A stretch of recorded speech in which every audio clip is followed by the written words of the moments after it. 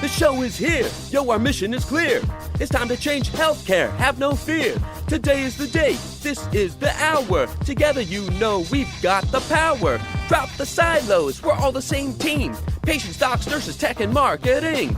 How can anyone be satisfied with the way things have always been? Yeah, we've tried. So join us now. Join the revolution. Digital health is the evolution. Status quo, more like status no. Yeah, this is the healthcare rap. Y'all come on, let's go. Welcome to the Healthcare Rap, where we are ushering in the future of healthcare and the status quo no longer exists. Where we are challenging assumptions about marketing and technology, and we check yesterday's thinking at the door. Where truth drops like an atom bomb, and knowledge flows like Niagara Falls. Each week we challenge assumptions that have been holding back healthcare marketing, and explain how we can do better. Join us. This is the Healthcare Rap. Welcome back. I'm your host, Jared Johnson, ready to share some more provocative thinking for healthcare innovators and digital teams. Here on the Healthcare Rap, we believe that the healthcare experience has to change, and we're trying to do something about it.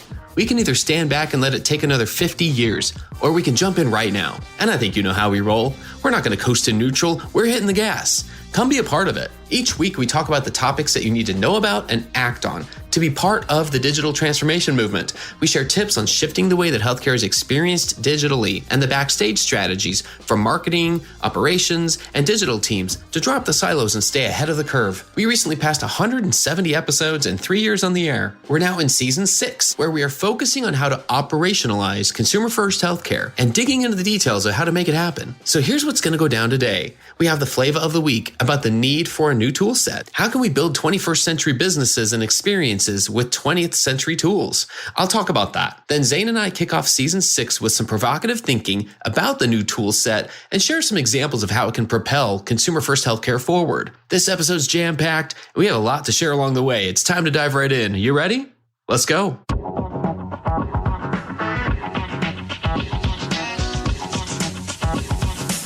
Flava of the week. Somewhere along the course between the industrial age and the information age, businesses at the top of the food chain started figuring out that the tools they had used to build 20th century businesses weren't going to work as well in the 21st century. Somewhere along the way, they evolved. It's our turn now in healthcare. Oh sure, we still hear about plenty of incumbents who have gotten a little too comfortable, thinking that those industrial age methods still work in the same way today. There are still plenty of executives crunching numbers while ignoring the fact that consumers think, act, and buy differently than in the past, and that the consumer needs to be at the center of the design process. Last week I said that the job to be done for us as innovators is to operationalize consumer-first healthcare. I see 4 parts to this.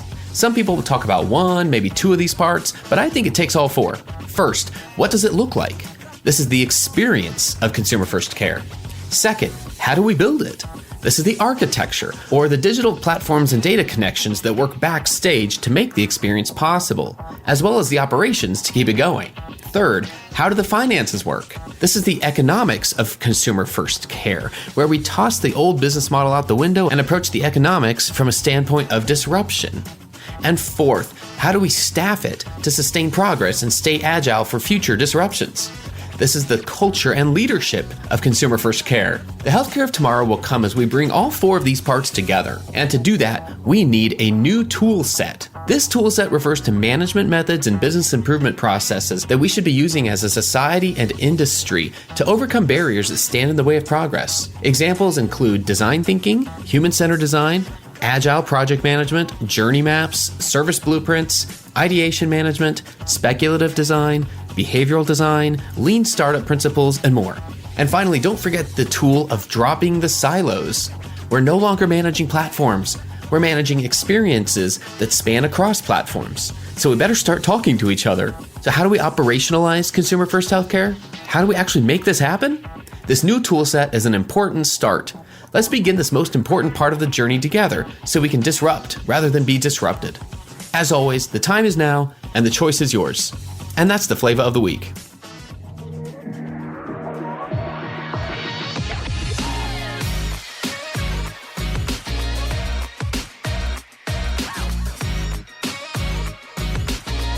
The flow. Hey, Zain, always Always a pleasure to have you back on the program. How have things been for you? Hey, Jared, good to be back. Good. Things are well. We're well off into the summer here in Detroit. It's been hot and humid. And as we always talk about, I'm so glad. I think we're putting this pandemic behind us. And so it looks like it's going to be smooth sailing moving forward if this Delta variant doesn't take us out. Yes, that's the cross our fingers, hope things go differently than everything in 2020 did. So yeah, we're all in the same boat there. We definitely hope that goes in the right direction. So, what's interesting is you and I just a couple of weeks ago talked about kind of 5 things we'd learned from season 5, which was basically a wrap up of so many things. It was like trying to pick your favorite song or artist out of everyone out there, or pick your favorite TV show or movie. I mean, there were like so many good moments from season 5 that it was a tough choice to even decide which ones to focus on in that episode. And now we're kind of saying, like, where do we evolve? Where do we go from here? Yeah. Those conversations led us to a place that was different than when we started it. It really was a journey, and it's been a lot of fun and very informative because, quite frankly, some of my hypotheses going into the season were that, well, maybe it is possible to provide certain parts of the healthcare experience. And I remember referring to digital health or just digital marketing or just digital engagement with a consumer in a lot of different ways. And I think one of my takeaways from all of that was we need, first and foremost, a new language. Like we need to have different questions that are even the compelling questions to get us going in different directions and reorganize business units around it. And then we also need a new tool set. Absolutely. We need different tools. We touched on a handful of times over the course of season 5, the need to recognize that we're kind of coming to the end of a decade-long period of managing platforms. And now we need to manage an experience and manage the results of that experience in order to actually operationalize consumer-first healthcare. So we had a lot of ideas, a lot of examples from guests, and now you and I are going to, in season 6, really do our goal here is to continue this journey and get really tactical and get very practical and talk about what are the tools in this new tool set to help us manage and create an experience that isn't just solving for one little piece of it. Yes. We created all these silos of expertise across the board, across even different types of organizations. And now we've all got to come together. We've got to create consumer-first healthcare together. That's always the part where people usually either are like, yeah, that's exciting to me, or they start rolling their eyes and they're like, okay, now you guys are talking like in absolutes and things that are just never going to happen. I don't see it. How is it going to work?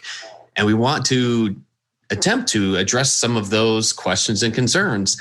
Yeah. And the best place to start is with this recognition of what's the new tool set? Like what are the things that are going to be in our, man, back in the day, I'd call it in our quiver. I almost said in our quiver. Like that's just not even a thing. My children would roll their eyes at me right now if I said that. I used to do archery, so I understand the reference. Oh, okay. Well, there we go. Yeah, perfect. Quiver full of arrows. Yeah. So Zain, what do you think about this? Why do we need a new tool set right now? No, I totally agree. So I don't want to poo-poo on our own podcast, but one of my frustrations of people like us in healthcare is we talk about things so high level all the time in theory. And if you go to conferences, a lot of great theory out there, how things should be, how things might be. We've reinvented healthcare on PowerPoints 1,000 times, but it's never gone any further than that. And, through the course of this season, one of my reflections has been, which you just shared, is we probably need to start to get more tactical and, present listeners and present the audience with, here are the tools that you can use to start to manifest some of the concepts that we've talked about. Here are tools you can use to solidify what your concept is, tools you can use to now put it into practice. And unfortunately, tools like ideation management, service design, design thinking, product management, project management, those aren't things, believe it or not, that are necessarily taught in medical school. They're certainly not taught in nursing school. And last time I looked at a Master's of Public Health curriculum, they weren't necessarily taught in those either. There might be some electives, and frankly, even in Masters of Business Administration. And so what you have in our industry is some very highly educated leaders in we call it the theory side of healthcare, be it clinical or administrative. but you don't have a whole lot of acumen and experience in like how to execute a program or a project, which everything that we imagine for healthcare to get it into practice has to be executed as a program or a project. And so absolutely think it's time that we get a level more tactical and start to talk about what are some of these tools and methods that our listeners can use to start making the change real in their organizations. Yeah, perfect. What a great way to kind of introduce this whole line of thought, because this is where we're going for the foreseeable future, for the rest of season 6. And that brought to mind so many meetings, Zain, dozens of them over the course of years and years that I sat in on, that I was a part of, where we had a lot of people around a table talking about different platforms, talking about different, very siloed parts of what was going on within the business and within ultimately a healthcare experience. We just didn't refer to it that way. And there was so much talk about tools, but we were really talking about platforms. Yeah. We were really talking about implementing a piece of software or a management tool. So to clarify, you and I are talking about tool sets of how to manage, create, design, ideate. I would even from a business and innovation standpoint. Correct. And I would maybe specify so that people don't get confused about like digital tools. What we're really talking about is like management methods to then work on, all your digital tools or whatever your digital roadmap is in your organization and get it done.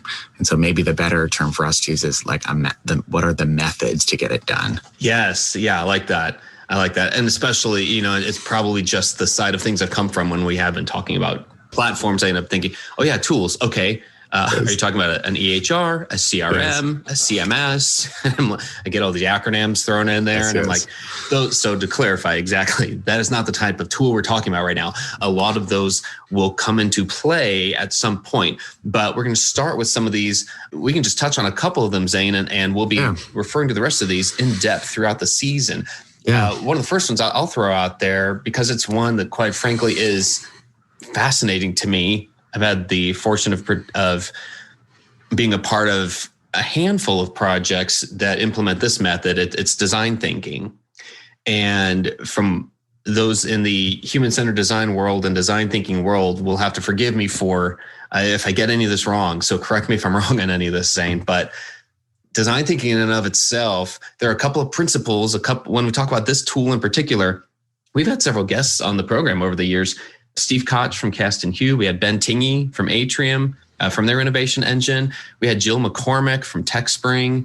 We had Katie and Drake and Paul, the trio, talking to us about design thinking in a lot of different ways.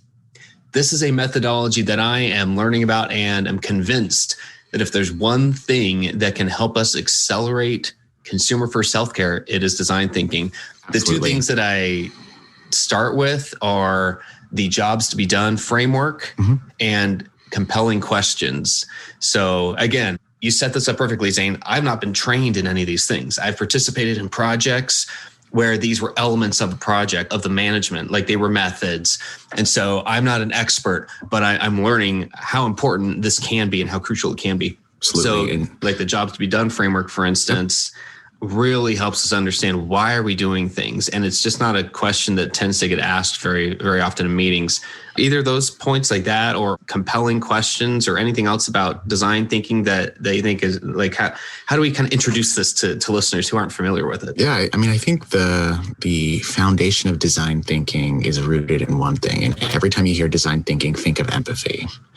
That's really what it's rooted in. Can you as the project leader or the team trying to develop whichever new product or service, you need to empathize with who your customer is. In our case, it's the patient or the health plan member or the community member. And to your point, empathize with them so much that you understand their expressed, unexpressed desires, needs, wants, pains, gains, jobs to be done. And it's from that fact pack that you then start to actually define what their problems actually are. Ideate around solving some of those problems. So how might we is usually a question that design thinkers use. How might we increase access to mental health and addiction services, and come up with a whole list? And then you prototype and you start to think about, okay, if this is how we might do it, let's try to do it. Did it work? Let's test. Did it work? Didn't work. Let's try it again. Maybe this isn't the right problem to solve. So let's go back down the process. But the whole thing is rooted in empathy. So whenever you hear design think of empathy. And ultimately, design thinking was made famous and made popular by Stanford and the design school, all the way on the West Coast in California, which I'm sure no one's surprised. So design thinking equals empathy.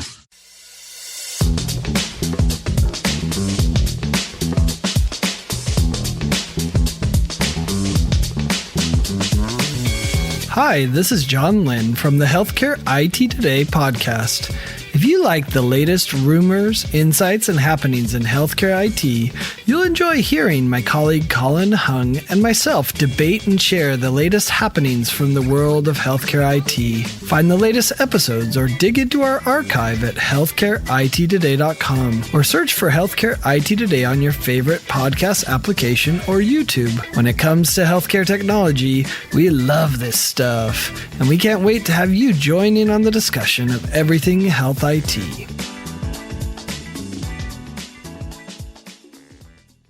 Hey, this is Scott Burgess from Healthcare 360, the fair and balanced healthcare podcast exploring everything you wish you knew about healthcare but don't. Join us weekly in an open, transparent conversation with some of the biggest names in the healthcare business, surrounding this one question and one question only. Had you known there were other options to exhaust and explore before you travel down the traditional healthcare route, how would you weigh those options against what you think healthcare and medicine really is? For more information about Healthcare 360 and how together we can help transform lives, visit scotteburgess.com, subscribe to our YouTube channel, or follow us anywhere you enjoy listening. See you there. We'll talk more in depth again about what that means and some practical ways of doing it. That was just a center, like a starting point for me when we're talking about this new tool set. And yeah, that's not directly tied to any type of platform. What we want to be able to do is help everyone understand how to apply this method to whatever side of operationalizing consumer first healthcare that you're on.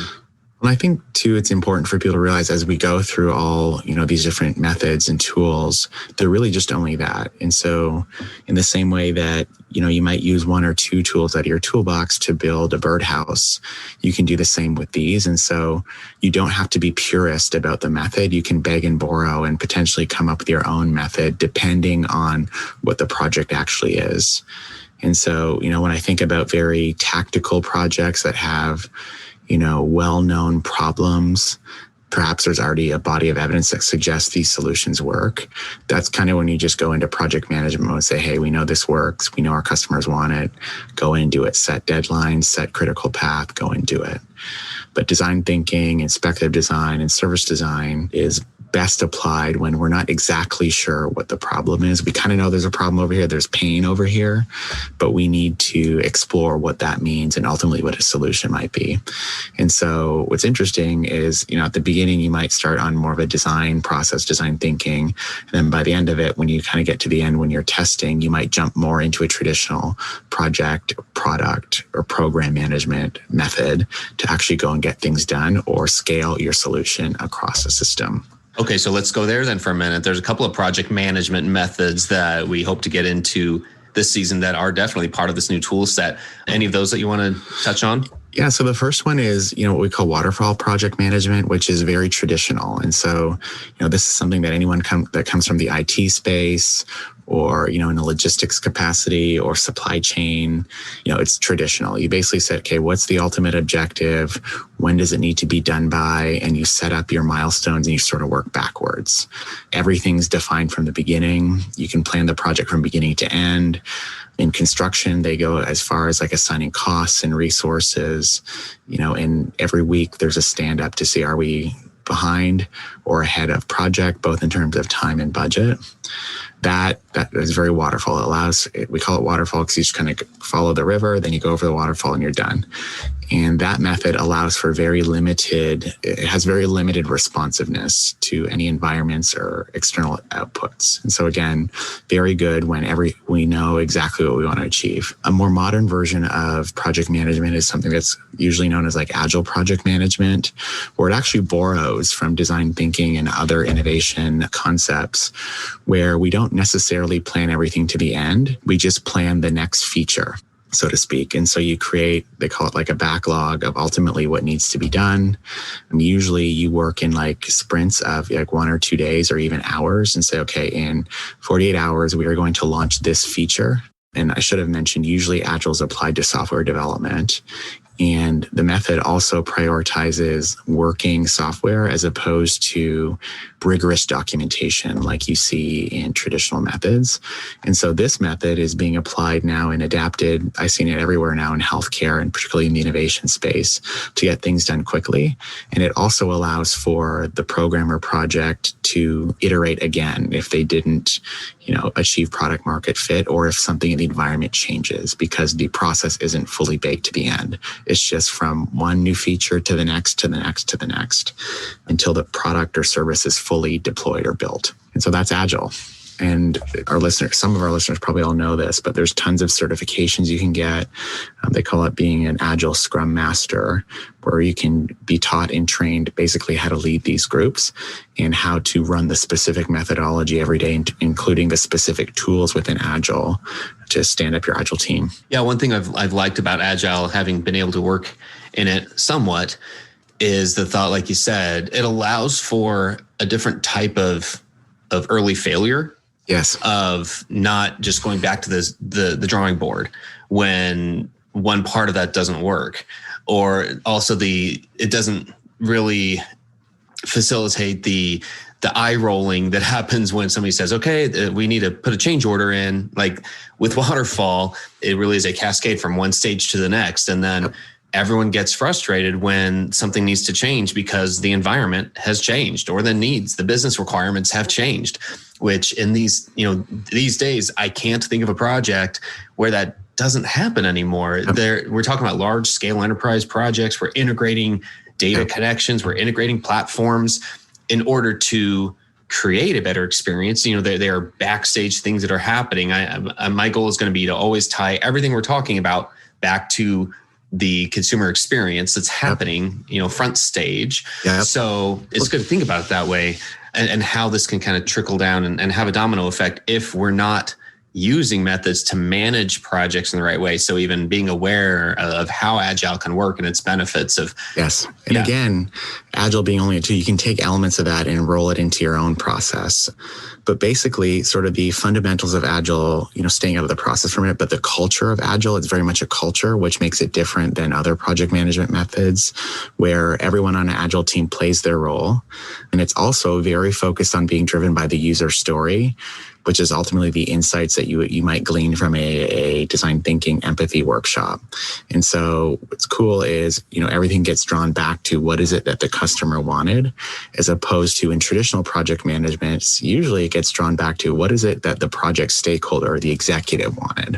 And so right away, culturally using Agile, and if you're doing it in a true Agile manner, you're much more aligned to your patients and consumers from the get-go. Right, and it encourages you to ask, absolutely, I think, questions that are more relevant to getting you to a solution without somebody saying, "This is my baby, we can't change it." Exactly. The method itself makes it easier to navigate around that, and I think that's let's be real, that's an important, a very common thing that happens. Like you said, executive comes and says that this is the thing, this is the project, this is what we're going to accomplish. They may not be even aware of all the environmental factors that could change along the way. And then to question in a traditional project management workflow, to question any part of that and say, maybe we need to tweak this. You end up getting egos involved, and you end up getting just people's feelings involved. And when people start saying, that's my baby, that's my project or whatever, instead of saying, let's get back to the problem that we're trying to solve. Let's own the problem. Let's fall in love with that. What a difference. And so it's so important. It's very much a culture. And usually if you're following a true agile process, usually once a week, and sometimes it manifests as Feedback Friday, there's a meeting that occurs where every team member is encouraged to give constructive feedback to anyone, and it's welcomed. And so what's cool is if these teams are being ran well by the Scrum Master, they can become very high performing because they're just open. It's collaborative. It's almost like your archetypal startup environment, which, we've talked about many times on last season's podcast. That's not necessarily the culture of traditional hospital systems. And this stuff can start to scale quick because usually you have many agile teams working on a specific piece of the product or service. And then all these teams are then connected. And so you can start to get things done really quickly and start to really change the culture within your organization to be a lot more modern and a lot more inclusive of the diverse skill sets that people have. I love that. I hope we keep coming back to culture, Zain, because that's just going to be a key here with everything. Yeah. I think that's actually one of 4 kind of main pillars of what we're going to be talking about with this new tool set. Again, here's what I'm hoping to get out of this season and why I feel like this is the right direction for us to go over the next few months. When I'm talking about a design thinking methodology, what's the job to be done with what we're even talking about? Like what we hope to accomplish, what we hope listeners that we can help you accomplish. The job to be done in my mind is to operationalize consumer first healthcare, to make it happen, like actually help it come into being instead of just talking about it at a high level. And so there are four main pillars to that. Zain, you just touched on it. Culture, absolutely. That's one of them. The question is how do you staff for it? How do you lead it? How do you create the methodologies that will even make this possible? The other 3, in my mind, and I'd love to hear what you think about this, Zain, what does it look like? So the experience of consumer first healthcare, what does it even look like? Like, what's the actual experience we're trying to create? Then how do you build it? What's the architecture of it? Like, what are the tools, the digital tools to clarify, and the data flows and the connections between them and the operations that you need to sustain that. So how do you build it? And then finally, how do you pay for it? What are the economics of consumer first healthcare? What's the business model? How do you create a hybrid telehealth, virtual / in-person service line for a certain specialty or subspecialty? And what vendors, what digital health tools do you bring into the mix to accommodate that? It's a very different set of figures that are being, numbers that are being crunched to understand the economics of it too. So those 4, I'm hoping to be able to keep coming back to those throughout the season and see how they relate to each other. Absolutely. I think that's a good place to kick this season off from. Yes, I'm really looking forward to this, Zain. Any final thoughts? Like what else are you looking forward to hearing or learning this season? Hoping to give our listeners the language, especially around the methods, and so that they can understand, tactically what are the things they can start to be doing and sort of demystify all of that for them. Because sometimes I find, talking about service design or human-centered design can be intimidating for people, especially, folks who aren't fully aware of what those tools are. So I'm hoping to break that down so that people can see and understand what tool should or can be applied where and for what problem. So that's what I'm hoping for. Oh, fantastic. All right, well, that gives us a lot to think about. And listeners, hopefully you let us know which of those things, if any of these particular things you'd like to learn more about. We'd love to know that. And that's our goal this season. That's the next step in this journey we're taking. Zain, always a pleasure. All the best to you and everything you've got going on. Have a great week. Thanks so much, Jared. Ed Marks here with Digital Voices, the only podcast for chief digital officers across all of healthcare and life sciences. Digital Voices is about the voice of the patient, the provider, the payer, pharma, big tech, retail, public health, really any part of the healthcare and life sciences ecosystem. That's the digital voice we want to capture as we learn and break barriers across the entire spectrum. Join us weekly as we drop our pod. Hey, Hey, thanks to Zain, and thank you for listening. We hope you found some value in this conversation. If you did, would you do us a favor? Could you please subscribe and tell your friends and colleagues about this podcast? Healthcare Rap is a member of the Shift.Health Content Network. If you enjoyed this podcast, you're going to love the other shows in the Shift.Health Content Network. And don't forget to subscribe to the Shift.Health YouTube channel featuring Season 2 of Now What. Go check it out at Shift.Health. It's all free and available on demand. Until next time, keep marketing forward. Thanks, and that's a wrap.